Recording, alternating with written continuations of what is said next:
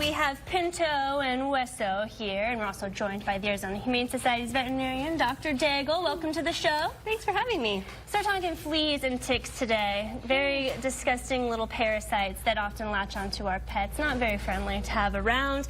First of all, explain the difference. What is a flea? What's a tick? Let's start with fleas. Okay. Well, fleas are insects. They have 6 legs, and they're really small, about 3 millimeters big. Tiny. Yeah, very tiny. They're kind of a reddish-brown color.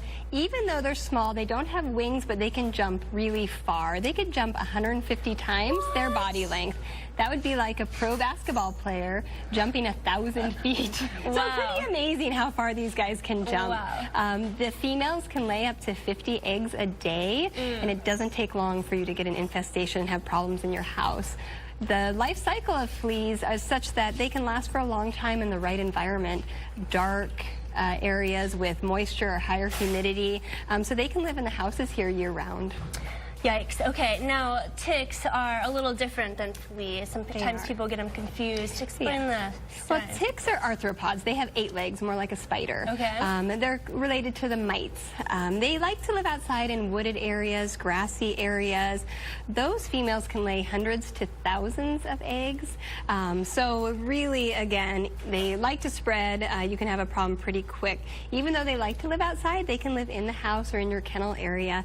And the life cycle, they're pretty sturdy in the environment, so they can last a long time. Yikes. Okay, not good for our pets. And they spread, you mentioned, you know, in grassy areas and things, and our pets can get them from just jumping to other animals. They can. I mean, the tick transfer tends to be fairly passive. They don't have wings. They don't have parachutes. What they do have is very sticky legs. They can climb up on a blade of grass, and they kind of hold their little front legs out, and as a poor unsuspecting dog walks by, they can grab onto the fur and get next to the skin. Or to people, they grab onto your clothes and get to the area they want to get. So how do we remove these little stinkers? Well, a common misconception is that the ticks will burrow under the skin with their head or body parts, and in reality they just take a bite, so their mouth parts are in the skin.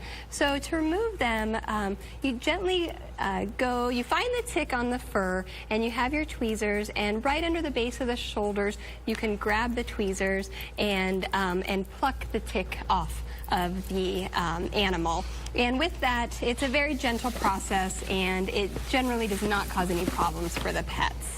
And if they do start bleeding, is there something that, do we have to clean it afterwards? You can put a little pressure on it.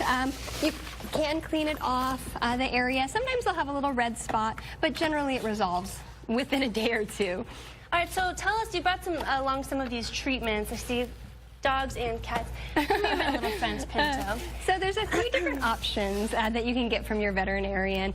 We have topical products that are applied generally once a month, and we do have oral products that can be given every 1 to 3 months.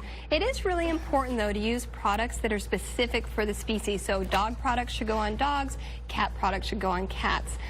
It can be life-threatening for cats if they have any sort of product that's not labeled for them put on them. So be really careful about what product you use, but these products are good, and we have them at our clinic, we use them in the shelter, and they're available at the veterinarian. Perfect. So we do have two clinics that people can take advantage of. And you know, spring and summer months, the ticks really and fleas tend to be predominant, so you want to take advantage of it. If you find even one little bug, get them treated right away and keep your pets safe from these blood-sucking parasites. Thanks so much for being on the show today. They're so gross. Stay with us. We have more adoptable pets. We'll introduce you to little Pugsley here, and a story about a cat who was reunited with her owner after a year apart.